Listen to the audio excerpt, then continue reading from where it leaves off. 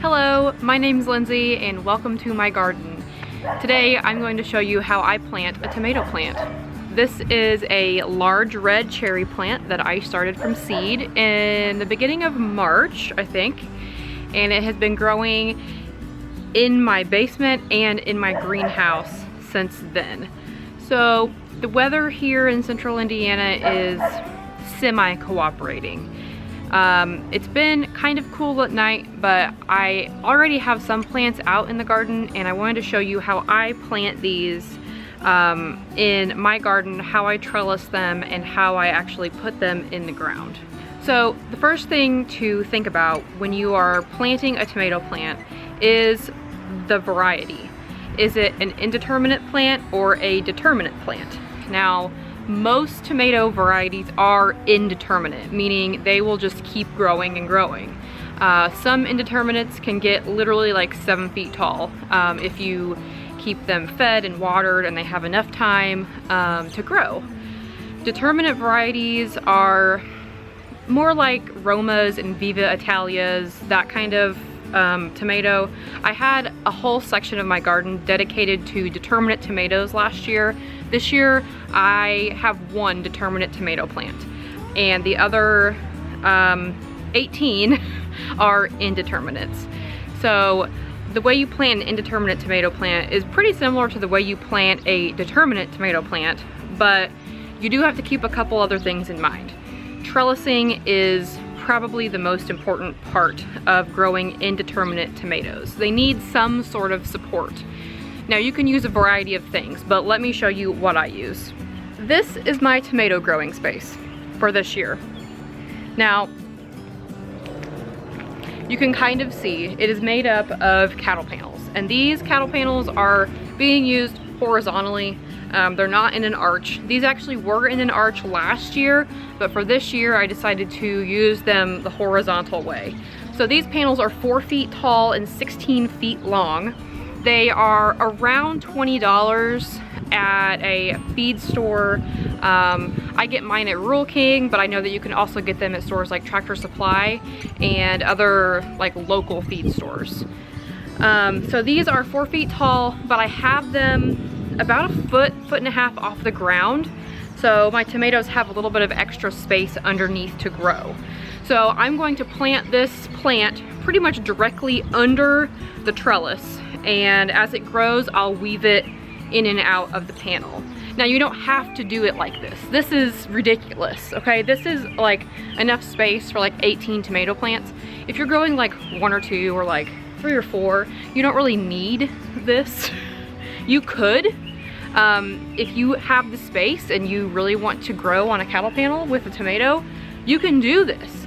You can also purchase what are called hog panels at stores like Tractor Supply and Rural King, and those are a little bit shorter. I think they're about 9 feet long by 4 feet high, and that would be a good solution for a smaller section of tomatoes. But you can also grow tomatoes just with wooden stakes or a T-post, which is what's holding these panels up, is T-posts. They will be fine growing up that. You'll have to tie them, but that's how I grew tomatoes until last year. I used, I think they're 5 foot tall wooden stakes. They're just square wood with a point at the end. You can just shove them in the ground and then just tie it to the stake. They also have these things that they call garden stakes. I can get them at Menards for like $1 a piece. And they are just like a metal rod that has been coated with green plastic. And you shove it in the ground and you can, again, tie your tomato plant to it.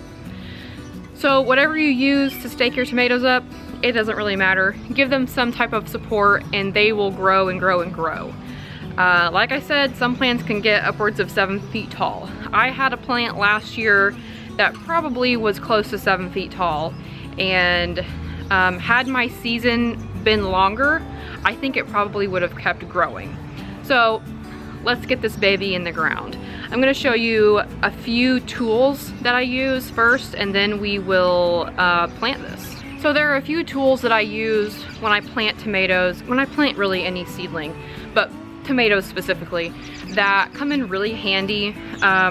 They're not all necessary, but they make life easier. The first one is a pair of snips. These are just small little snips. I think I got these on Amazon. You can use a pair of scissors. Just make sure they're clean. These are not clean. I do clean my tools at the beginning of each year, but these are already dirty. Just a pair of scissors. This is to cut off the bottom branches of your plant if you need to. I'll talk a little more about that in a few minutes. The next thing is a hand trowel. Now you do need a hand trowel or some type of shovel. If you're planting in a pot and you're using potting mix, you could probably just use your hands or like a big spoon. You know, whatever. Potting mix will be a little more loose. The soil here in the garden is a little bit compact, so I use a garden trowel. And I also use this. This is called a Hori Hori knife. And this is my favorite garden tool, like hands down. You don't have to own one of these, obviously. This is like a Crocodile Dundee knife, but it's super handy. You just stab it in the ground and it will just loosen up that soil super fast. And then I use my garden trowel to scoop the soil out. That's basically my process. But if you just have a garden trowel, a pair of scissors, you'll be good to go. I also have some compost down here. I have it in a red Solo cup just so it's easier. I use about 2/3 of a red Solo cup's worth of compost for each plant. And then I also have a watering can because you need to water your plants in after you plant them. So the plant I'm planting today is called a large red cherry, and it is an indeterminate cherry tomato plant. It just makes red cherry tomatoes. It's gonna go right here. And so I actually have cardboard down above my ground. And so the first thing I'm gonna do is just take like a box cutter and I'm going to cut a hole in this cardboard. And I'm gonna do it like way back here by the cattle panel, which is right on this T-post.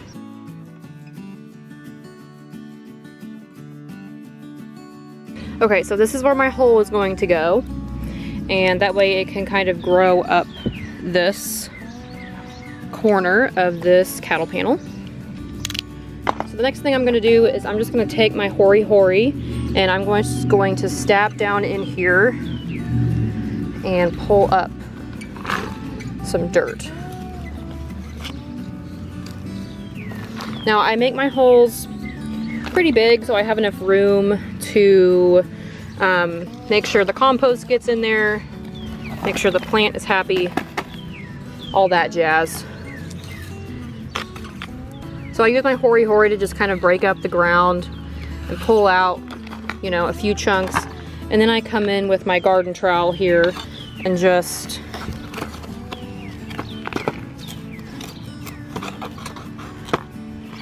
pull out more soil.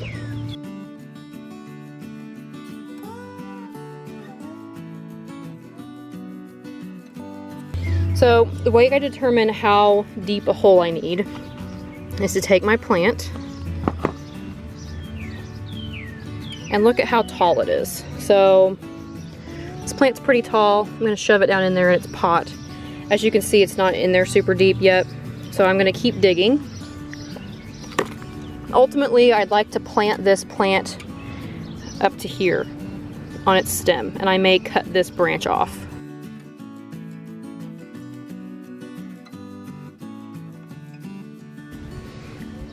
Yeah, that's better. So the next thing I'm going to do is grab my compost, which is right here.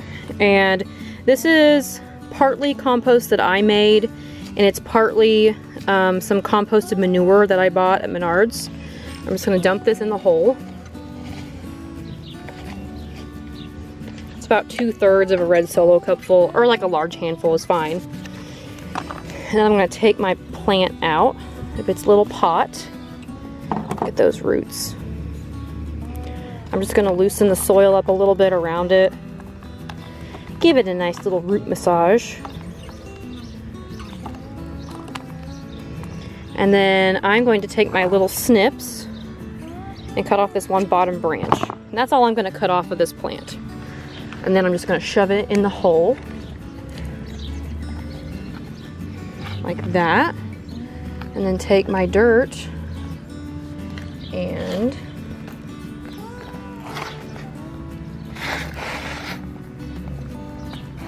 get it planted. And I do make sure that I break up any large like dirt clods before I put them back on the plant. Pack it down a little bit. Add some more.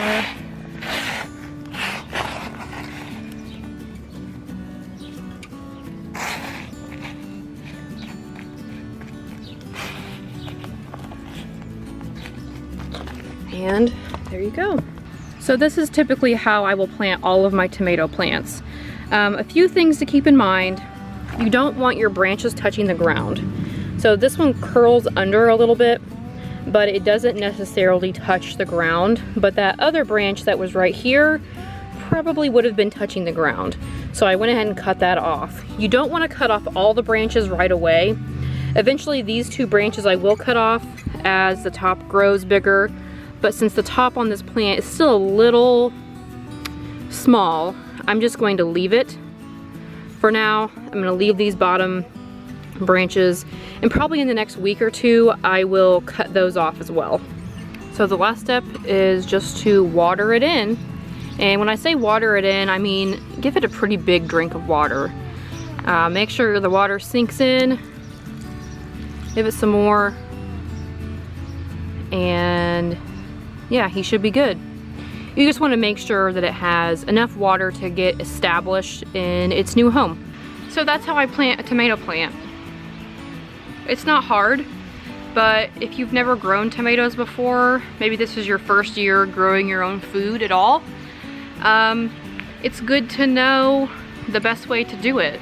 The thing with tomatoes that you may or may not know is all those little hairs on the stem, if you let those will turn into roots.